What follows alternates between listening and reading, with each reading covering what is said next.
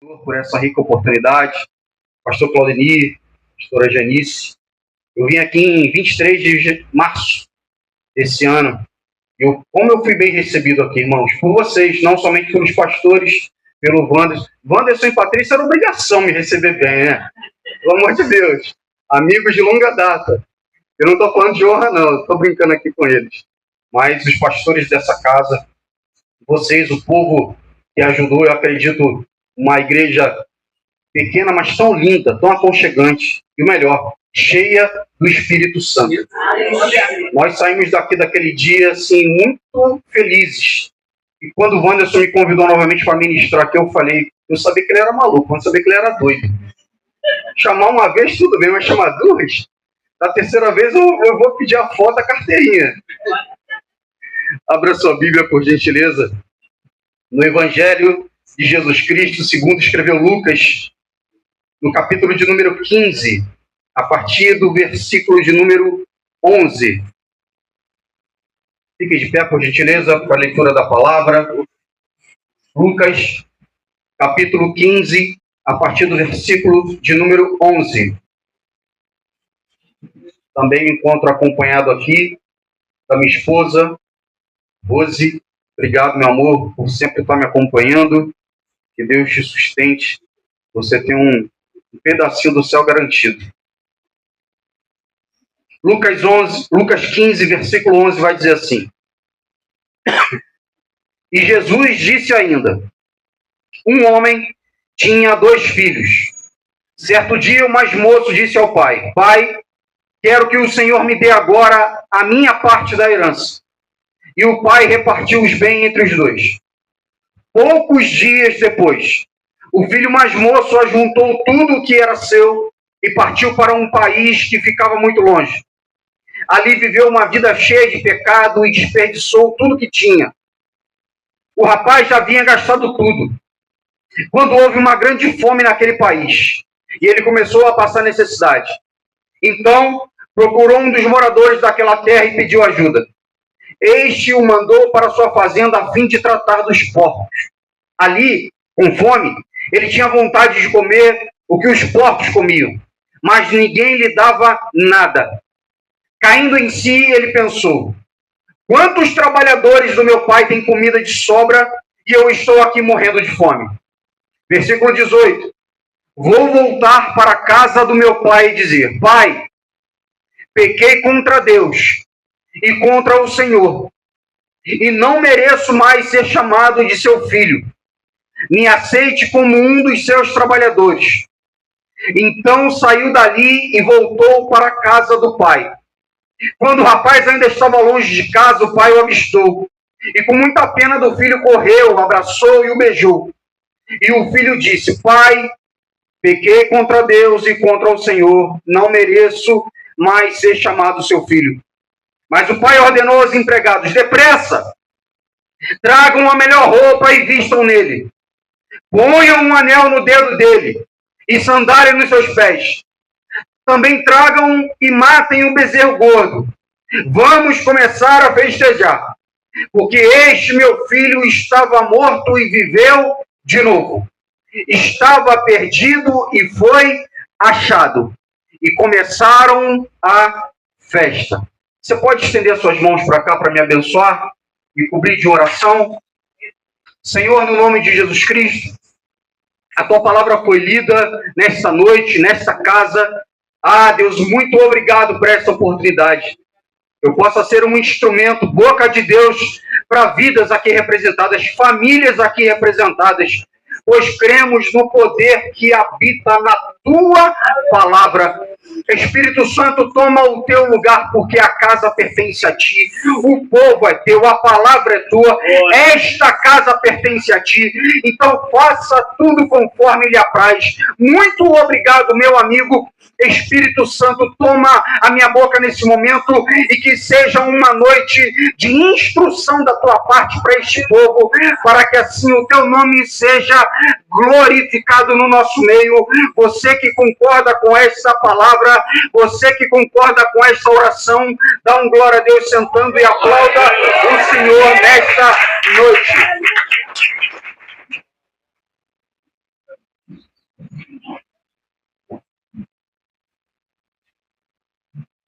um texto muito, muito, muito conhecido. Um texto que se encontra somente no livro de Lucas, no Evangelho de Lucas. Não se encontra nos outros dois evangelhos, de Mateus e Marcos, e tampouco em João. Aqui é uma parábola, uma ilustração, uma história separada por Jesus para que até os dias de hoje essa palavra escrita há mais de 2000 anos atrás ela reverberasse e chegasse até esse domingo. Ou melhor, chegasse até o dia de ontem, porque o dia de ontem foi, eu acredito, um dia de vários filhos pródigos voltarem para a casa do Pai. A certeza é que essa simples parábola, esse simples relato de um jovem que Jesus traz para aquele povo daquele tempo, ela narra o abandono de um jovem de um seio do seu lar, da sua casa, em busca de uma falsa liberdade, em busca de prazeres que o mundo oferta, como uma bandeja, como manjares, porque o pecado, irmãos, ele é atrativo. Dizem até aí fora que o pecado é bom, mas bom não são as consequências que o pecado coloca e se predispõe diante de nós. Essa falsa liberdade narrada por Jesus através dessa parábola, ela revela comportamentos humanos que continuam sendo praticados até os dias de hoje.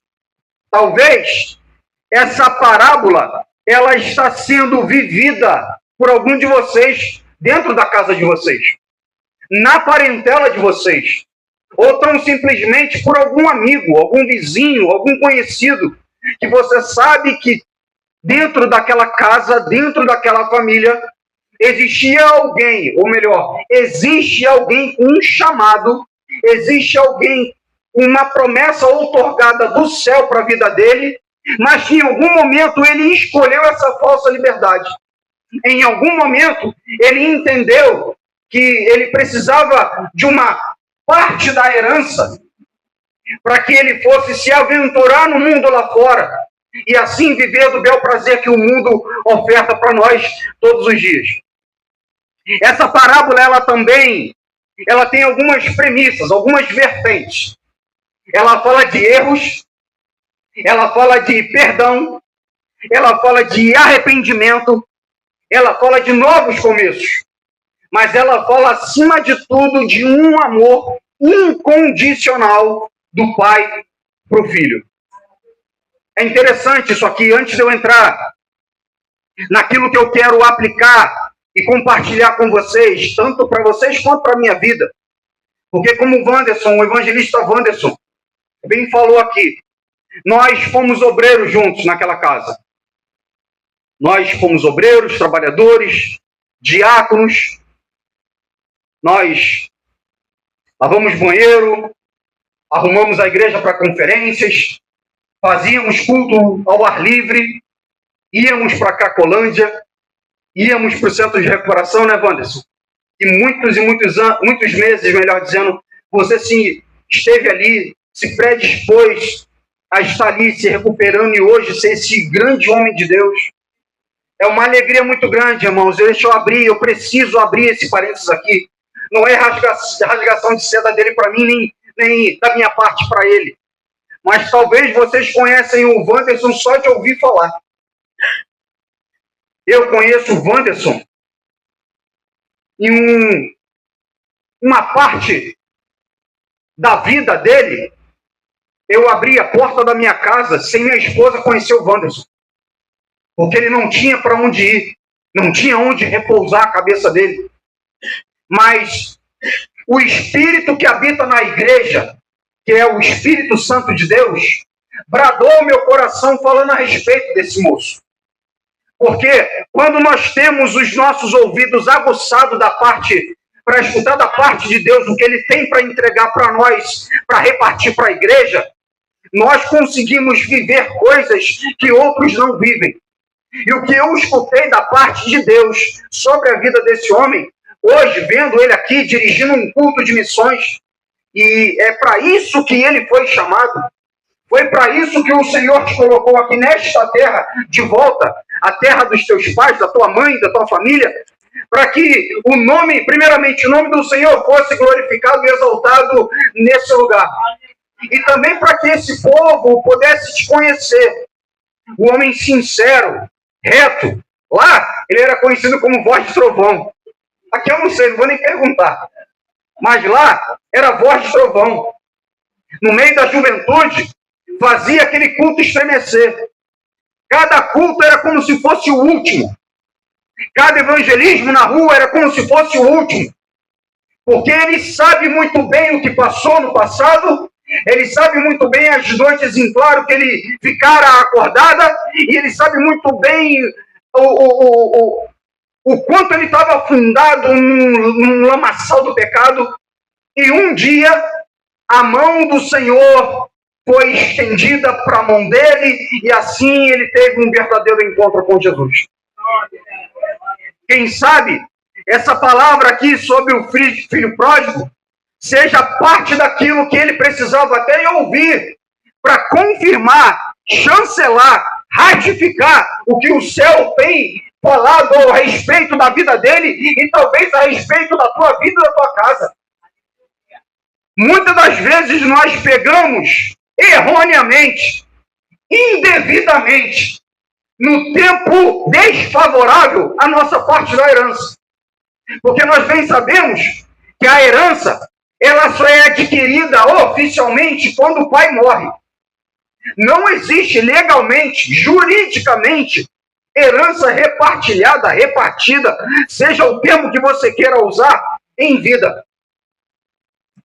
Mas nessa noite, nós estamos aqui para entender que existem erros, existem necessidades de pedidos de perdões, existe a necessidade de nós nos arrependermos, existe a necessidade de nós descortinarmos os nossos olhos e enxergar um novo começo para a nossa casa, um novo começo para a nossa vida.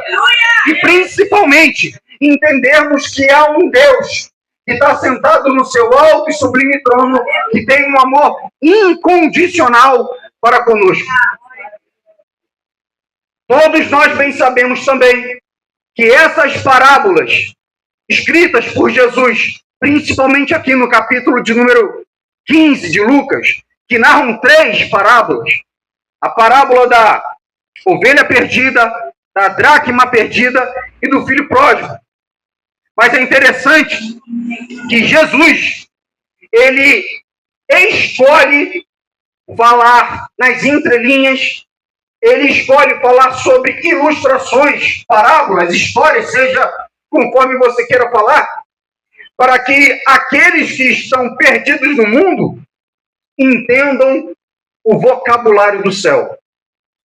Não adianta nós chegarmos com um vocabulário aí fora, limpo, querendo impressionar os outros, né? Uma narrativa gospel? Não. Nós não vamos alcançar ninguém dessa forma. Quantas coisas vocês estão me vendo de terno? Eu não costumo usar isso aqui não, tá, gente? Isso aqui é modéstia. Eu sento na calçada com um cracudo. Eu prego pro cracudo. Eu abraço um mendigo na rua. Né? E aqui eu não estou falando para mostrar que eu faço, não. Nós fazíamos isso para que o nome do Senhor fosse glorificado pelas vidas que nós ganhamos lá fora.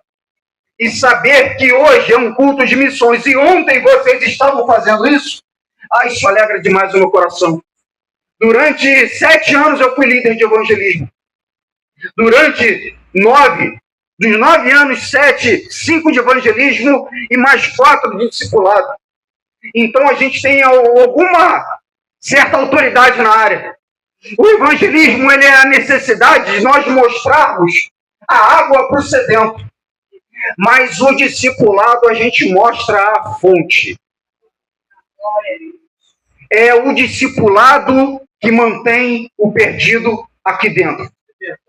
É o discipulado que vai fazer que o alimento que sai do altar não faça com que moços, jovens, moças, como esse filho pródigo aqui, entenda a necessidade de, em algum momento, chegar para o pai e falar: pai, me dê a minha parte da herança que eu estou metendo o pé. O discipulado é a necessidade de nós mantermos esse povo aqui na casa de Deus. E com isso, nós vamos aprendendo o que Jesus fala mediante as parábolas.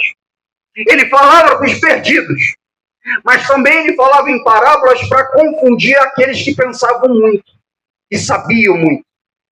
Fariseus, doutores da lei. Então Jesus ele fala com um linguajar que o pecador entende. Jesus ele fala uma linguagem informal para aqueles que ainda não conhecem o plano da salvação, o evangelho posto por Cristo, para que de alguma forma aquilo seja incutido neles e eles se rendam. E que de certa forma gere também algo desconhecido para os fariseus. Veja, em Lucas 5, vai narrar Jesus chamando os primeiros discípulos. Ele se encontra aqui com Levi, o Mateus, um publicano, coletor de impostos, que coletava mais do que devia do seu povo. Era um pecador. Mas um dia Jesus passa no posto de coleta e os olhos de Jesus se deparam com os olhos de Levi. E Jesus vira para ele e fala assim: Levi, Mateus, segue-me, siga-me, venha viver aquilo que você ainda não viveu na tua vida. Venha experimentar aquilo que essa vida que você leva aí, indevida, pecadora, você não vai encontrar nunca. Larga tudo e vem me seguir.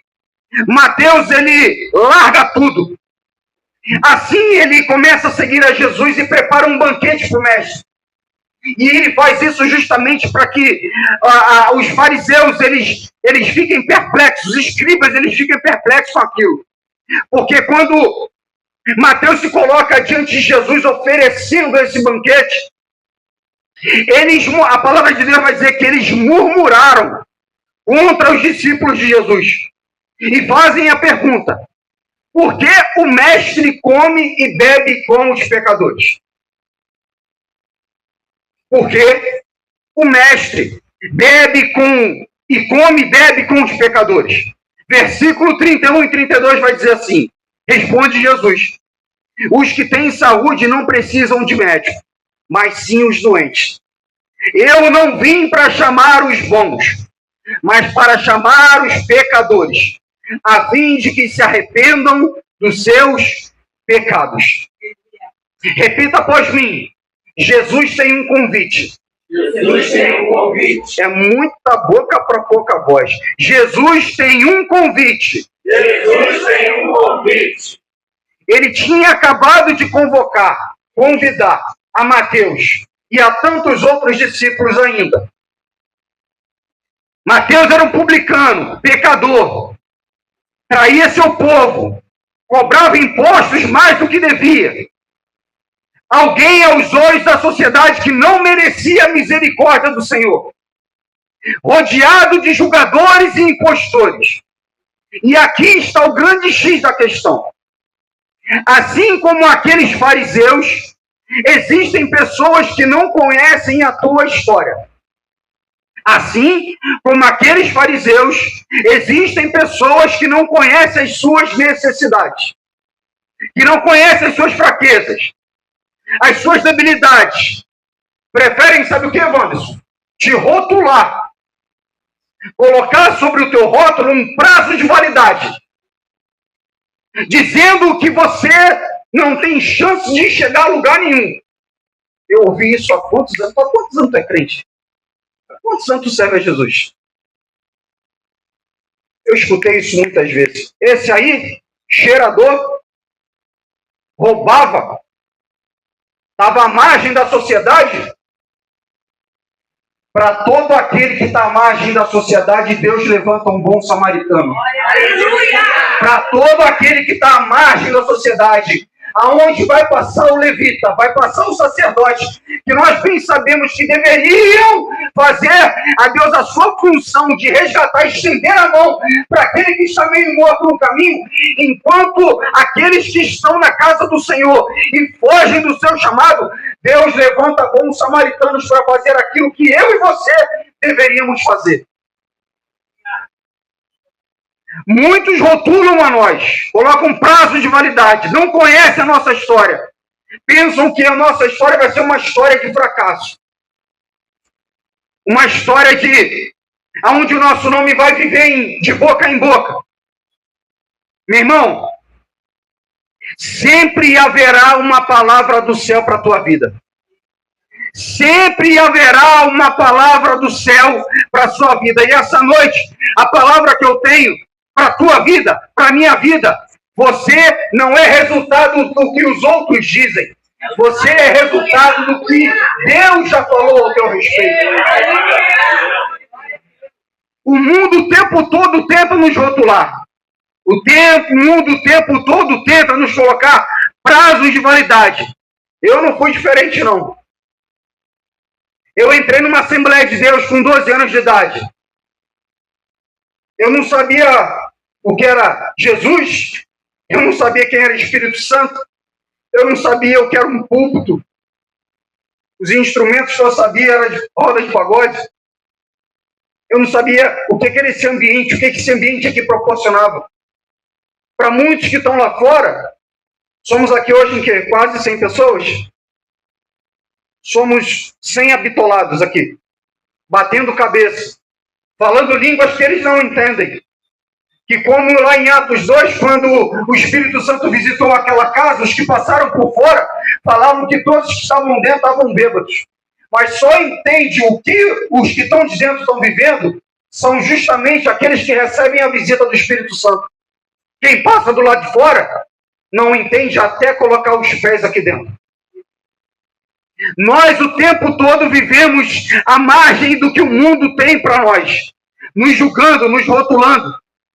Só que, muitas das vezes, nós mesmos, a Igreja de Jesus Cristo, somos esses fariseus e julgamos o próprio povo de Deus.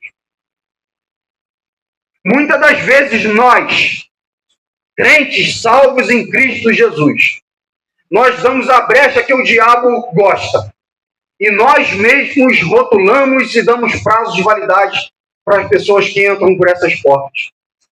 Mas graças a Deus, que aqui na Vida Esperança em Cristo tem um povo sedento por Jesus. Aqui na Esperança em Cristo tem um povo que tem a certeza que existe um céu separado para aqueles que entram aqui sedentos por uma palavra. Que nunca falte o óleo sobre a sua cabeça. Que nunca falte uma palavra rema sobre os seus lábios. Que a mão do Senhor esteja repousada sobre a tua vida, sobre a tua casa. Que sempre saia uma palavra, assim como, olha só, presta atenção. Eu vim com a minha esposa, pegamos um Uber.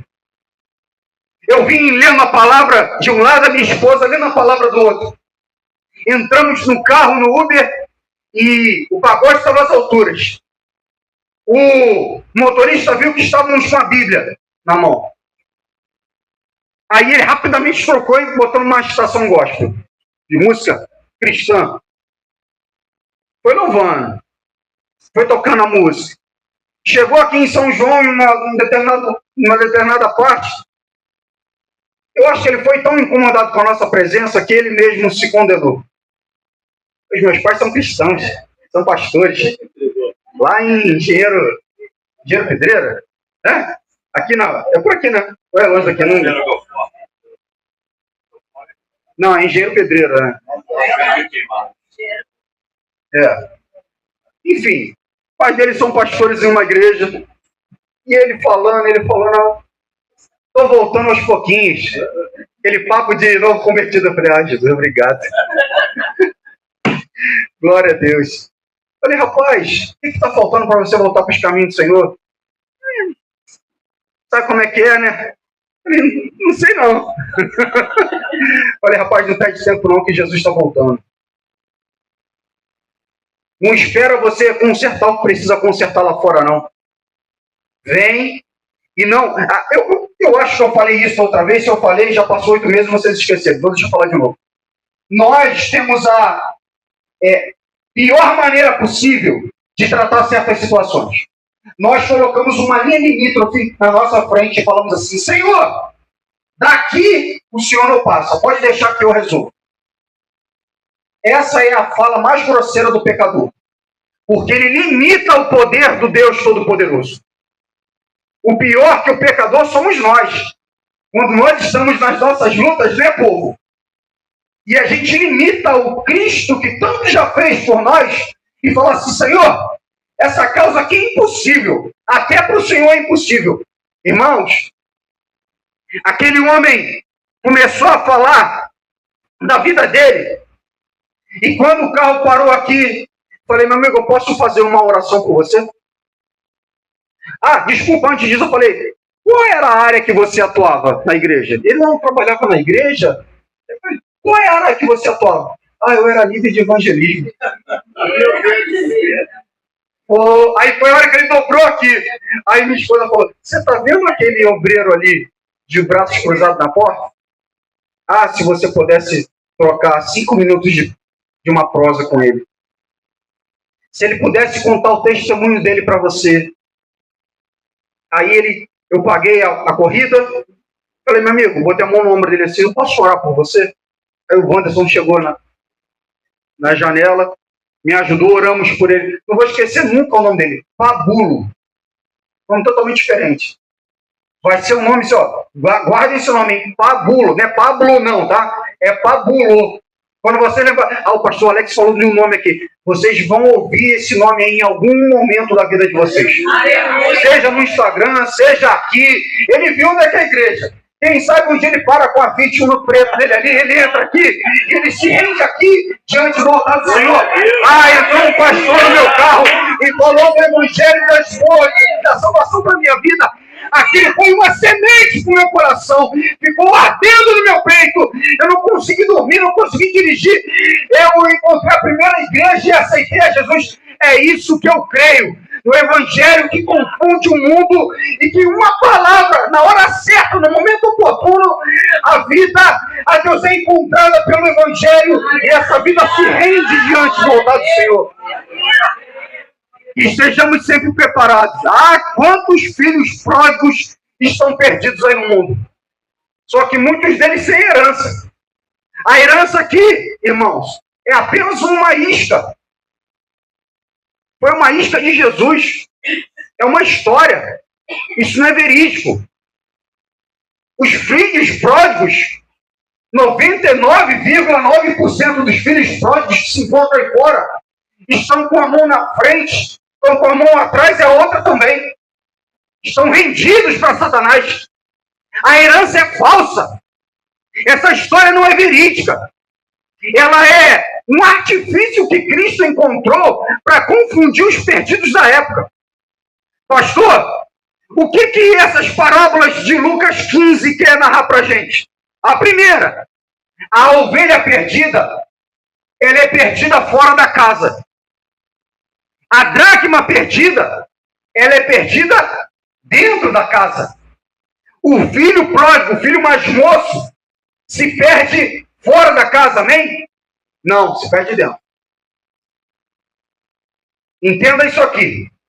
Para a decisão dele ir para fora, ele começa a se perder dentro.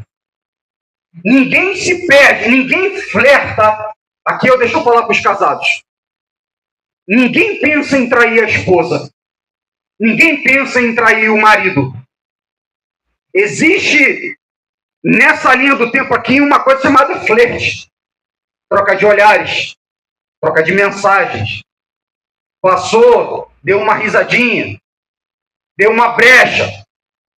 Ele não decide, ninguém decide. Que domingo bonito, hoje eu vou dar uma pecada. Hoje eu vou dar uma pecada, estou afim. Não funciona dessa forma. O filho mais moço se perdeu dentro. De tanto perdido dentro que foi, ele decidiu ir para fora. Eu não vou me ater aqui ao irmão mais velho, que esse aqui já está dentro de casa e está perdido há muito tempo e não sabe. Dele a gente fala no final, se der tempo. Mas, pastor, então o que eu preciso? Quais são as lições que eu posso aprender com essa parábola?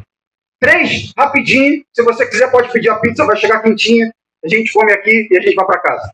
Primeira coisa, Deus respeita nossas escolhas, inclusive as más. Deus respeita as nossas escolhas, inclusive as más escolhas. O pai permite que o filho mais novo saia, mesmo sabendo que ele está imaturo. Isso mostra o que da parte de Deus? Um Deus que dá liberdade para nós agirmos o tempo que nós quisermos. Porque da parte de Deus só existe amor verdadeiro onde há escolha. A parábola lembra que muitas vezes crescemos justamente quando enfrentamos as consequências das nossas decisões. E isso aqui é interessante. Nós queremos, às vezes, tomar as decisões, mas atrelado às nossas decisões, dependendo da decisão que você e eu tomarmos, tem a consequência. Só que, na grande maioria das vezes, nós não pensamos nas consequências. Nós arquitetamos todo um plano bonitinho, aonde dentro do fluxograma que a gente cria, tem um início e tem um fim, um final feliz. Mas nem sempre isso acontece. Porque no meio desse fluxograma aqui tem Satanás, com uma bandeja, te ofertando mundos e fundos. Acompanha comigo, versículo de número 12, no capítulo 15 de Lucas. Certo dia, o mais moço disse ao pai: Pai, quero que o Senhor me dê agora a minha parte da herança. O pai reparte o bem entre os 2 filhos. Olha o que diz o versículo 13. Poucos dias depois, o filho mais moço ajuntou tudo que era seu, partiu para um país que ficava longe. Ali viveu uma vida cheia de pecado, desperdiçou tudo o quanto tinha. O texto menciona que o mais moço pede ao pai a sua parte da herança que pertence a ele. Quando a Bíblia fala aqui no versículo de número 12, 13, a parte A do versículo. Poucos dias depois, ele pega suas coisas e parte para essa terra distante. Alguma coisa me chama a atenção aqui, porque de duas uma, ou o pai não aceita que o filho saia de imediato, pastor Claudinei, ou o filho ainda está pensando naquilo que vai fazer.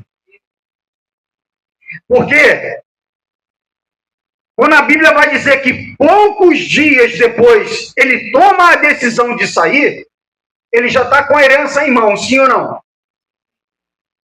Então, se ele está com a herança em mãos, é muito mais fácil ele tomar a decisão de ir embora. Se nesse intervalo de tempo da sua petição, do seu pedido ao pai, até o dia dele botar o primeiro pé para fora da porta de casa, se ele não estivesse com a herança, eu duvido sair sem dinheiro. Não sai, não. Conjecturando o que a parábola me permite conjecturar. Mas sem ofender aquilo que eu defendi há pouco tempo atrás, isso é uma parábola. Aqui fora, tem os moços que são bem valentes, né? Que completam 16, 17, 18 anos, querem afrontar os pais. Já pensa que é homem. E tem umas moças também, que fazem 16, 17, 18 anos, pensam que já são donas do próprio nariz. Eu quero dar um recado, de repente, para você, filho, mas também, principalmente para vocês, pais. Não cedam nada ao que os seus filhos peçam de imediato. Nada. Nada. O Espírito Santo te deu algo que é discernimento espiritual. Você precisa ter mais discernimento espiritual com o teu filho. Nunca que a nossa filha de 15 anos vai chegar e vai determinar algo. Eu só olho para ela. Eu só olho. A mãe, de vez em quando, ela tenta, né? Eu só olho. Há uma autoridade otorgada sobre você, pai. Há uma autoridade otorgada sobre você, mãe. O seu filho não pode fazer o que ele quer dentro da sua casa, não. Enquanto esse filho ou essa filha pode estar dentro da tua casa,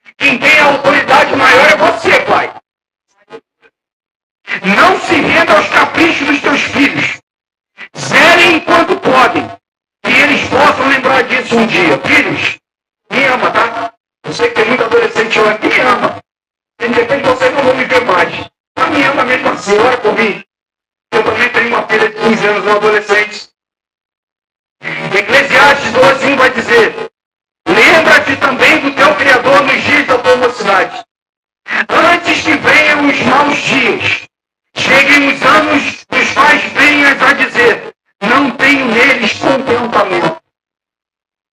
Imagina você passar toda uma juventude, uma adolescência, uma juventude, você entrar numa vida adulta, você olhar, ter o desprazer de olhar para trás e falar assim: eu não tenho contentamento algum nos dias que eu vivi com Cristo.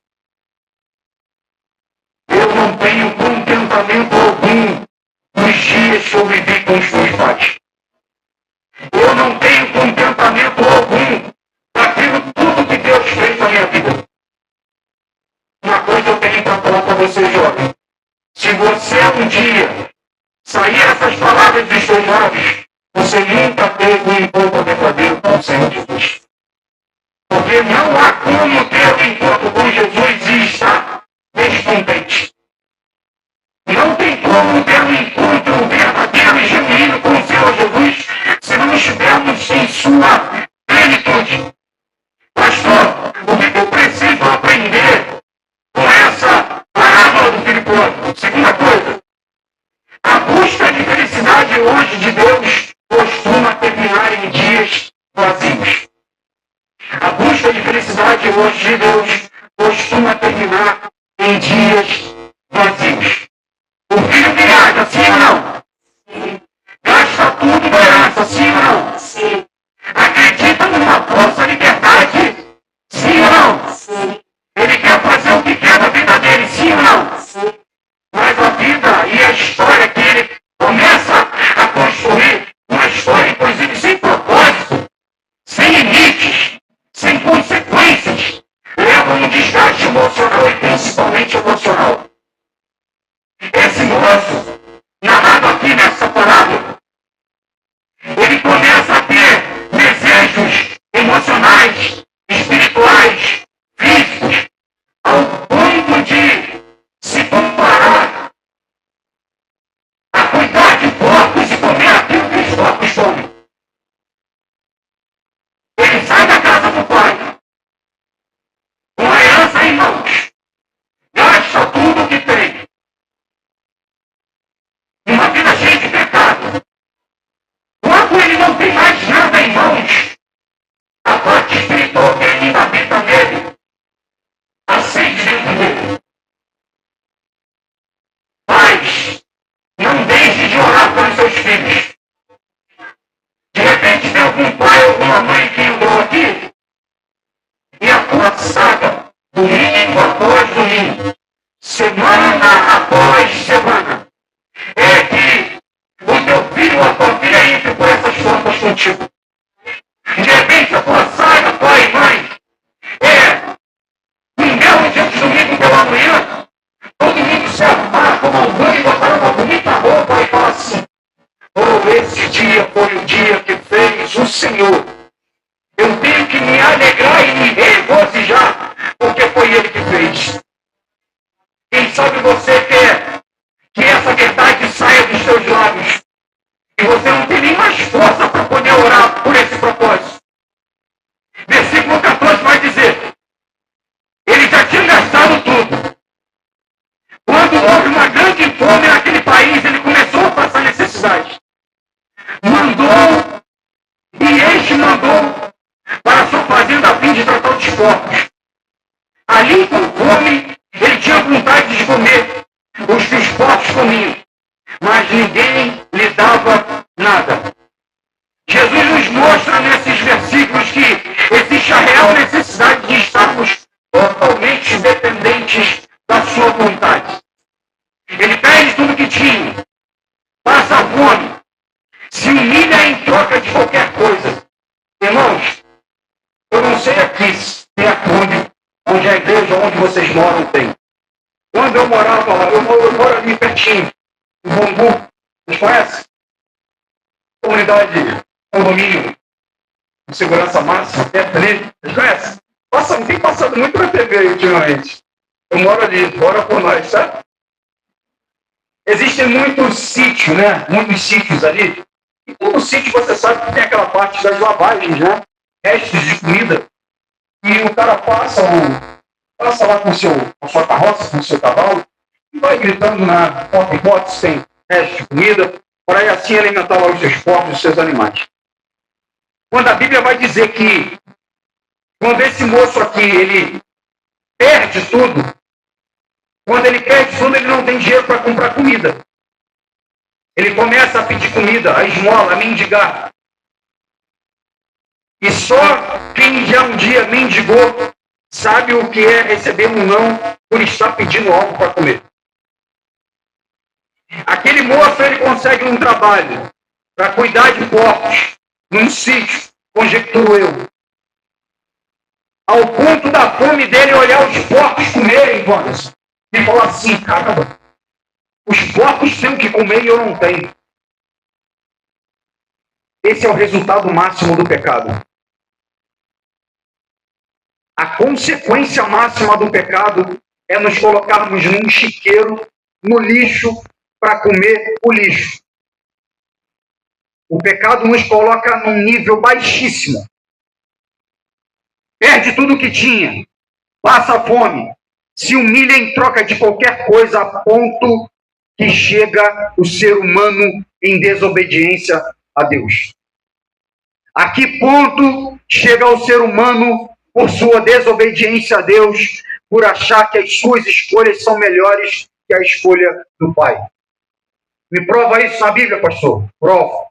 Isaías 55, 8, 9 vai dizer: porque os meus pensamentos não são os vossos pensamentos, nem os vossos caminhos, meus caminhos, diz o Senhor. Porque assim como os céus são mais altos que a terra, assim são os meus caminhos mais altos do que os vossos caminhos, e os meus pensamentos mais altos do que os vossos pensamentos. Deus sempre vai ter o melhor para nós. A última palavra, a melhor roupa, a melhor estação, o melhor culto, a melhor palavra, a melhor família, a melhor casa. De repente, a melhor casa não é a mais ajeitada, não é a mais arrumada, mas é a sua casa. Talvez a sua família não seja a família mais bonita, a sua roupa mais ajeitada, mas é a sua família, é a roupa que Deus te deu. Talvez, pastor, a comida que eu comi hoje foi arroz, feijão, ovo e farinha. Glória a Deus por isso, se você teve um arroz, um feijão, um ovo, uma farinha. Porque tem gente lá fora comendo as bolotas que os porcos comem, porque está afundado no pecado, porque está desobedecendo a voz de Deus. Agradeça pela comida. Agradeça por sua casa. Você já agradeceu pelo teu marido hoje, irmã? Você já agradeceu pelo teu esposo hoje, irmã? Você já agradeceu pelo teu filho, pais? Uma coisa que não pode acabar no nosso meio é sermos gratos a Deus por tudo aquilo que Ele tem nos concedido diariamente. Podem acabar todos os recursos. Pode chegar a escassez diante de nós, mas não pode faltar a presença de Deus em nossas vidas. Que a nossa oração seja igual à oração de Moisés naquele deserto. Moisés, vai diante do povo: Senhor, se o Senhor não for comigo, não me envie. Se o Senhor não estiver comigo, não me envie. Que a presença do Senhor seja constante e plena em nossas vidas. Que a presença do Espírito Santo em nossas vidas possa ser plena em todo o tempo. Eu quero declarar isso e profetizar sobre a tua vida. Faz assim com a tua mão, meu irmão. Sobre a tua vida e sobre este ministério aqui. Sobre esta igreja aqui. Vocês não aceitarão recursos maquiados vindo do inferno. Não! Para confundir vocês, não! A herança de vocês já está separada, ordenada, custou um alto preço e está sendo preparada para um grande dia. Você crê nessa palavra? Então aplauda o Senhor nesta noite.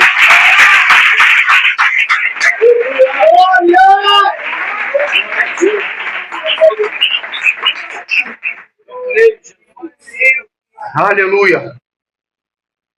A terceira coisa nós finalizamos. Pastor, o que eu aprendo com essa parábola do filho pródigo? Reconhecer o erro é o primeiro passo para a restauração. Reconhecer o erro é o primeiro passo para uma vida restaurada. João capítulo 8, versículo 32 vai dizer que quando nós conhecemos a verdade, o que acontece com nós, irmãos? Nós somos libertos. E conhecereis a verdade, e a verdade vos libertará. Tem liberdade para a tua vida nessa noite. Porque quando nós estamos na presença do Senhor, nós temos liberdade. O que nós não podemos ter e confundir é ter uma vida de libertinagem. Ter uma vida de liberdade é diferente de ter uma vida de libertinagem. Ter uma vida de libertinagem e nós fazermos o que nós quisermos com o que a palavra de Deus diz ao contrário. Fazemos só o contrário do que diz a palavra de Deus, melhor dizendo. Nós pensamos que temos uma liberdade falsa. No culto, nós fazemos o que nós queremos. Eu chego a hora que eu quero. Eu toco quando eu quero. Eu oro quando eu quero. Eu vou para o evangelismo quando eu quero. Eu sirvo quando eu quero. Eu obedeço aos meus pastores, aos meus líderes quando eu quero. Eu vou ao culto quando eu quero. Você ter liberdade em Cristo é você seguir as premissas estabelecidas por essa casa aqui. Nessa casa aqui, foi plantado um pastor e uma pastora com uma visão do céu para a vida deles. Siga aquilo que Deus colocou no coração deles. Não questione. Não murmure. Não fale que eles estão saindo da rota, não. Porque da maneira que Deus fala com eles, Deus não vai falar com vocês. Da maneira que Deus falava com Moisés, ele não falava com Arão. Do jeito que Deus falava com Moisés, ele não falava com Josué. Começou a falar com Josué lá no capítulo de número 34, se não me falha a memória, quando ele chama Josué, porque Moisés estava sendo preparado para a sua morte. E Deus precisava levantar alguém para conduzir o povo no meio do deserto até a Canaã prometida. Se Deus plantou líderes, Ele fala de uma maneira exclusiva e fidedigna para esses líderes. Nós, como ovelhas, porque eu, como pastor auxiliar de onde eu venho, antes de pastor, sou ovelha. E está muito claro isso para mim, eu não tenho problema nenhum com isso. Sabe por quê? Porque eu fui diácono. Você sabe qual é a etimologia da palavra diácono? É escravo. É servo. Vai lavar o banheiro, lava. Vai ficar na portaria, fica. Vai servir água para o pregador, sirva. Vai entregar um lenço para o pastor, entregue. Vai entregar um envelope no culto, vai passar a oferta, passe, mas faça da melhor maneira que Deus mandou você fazer. Aprenda a servir. Isso não está nem aqui, irmãos. Não está aqui, me perdoem, pastores. Não está aqui não, irmãos. A palavra que eu ia trazer hoje à noite era sobre servir. Mas eu vi na palavra que eu trouxe em março, eu falei sobre isso. Eu falei, não, Senhor, me dá uma outra direção, Senhor. Me dá uma direção, porque na verdade não é a minha vontade, é a tua. Ela fala isso aqui para o meu povo. Há um tempo preparado para essa casa aqui. Mas essa casa só vai largar as tendas se o povo aqui tiver em obediência ao que Deus colocou sobre os ombros dos pastores dessa casa. Há um tempo de crescimento para essa casa aqui. Esse bairro vai falar sobre... Vai me ouvir muito falar sobre a IVEC. E eu vou estar lá em Bangu dando graças a Deus pela vida de vocês. Tudo começa a mudar quando ele cai em si. A maior mudança acontece dentro antes de acontecer fora.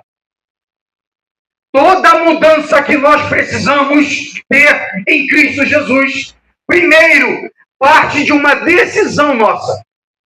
E a decisão, ela é interna. Ela não é externa. Eu não posso criar um estereótipo de crente, porque eu ando com uma Bíblia debaixo do braço, falo línguas estranhas, cumprimento o irmão do mercado com a paz de Cristo Jesus. Ou, irmã, como é que você está? Oh, glória a Deus, aleluia.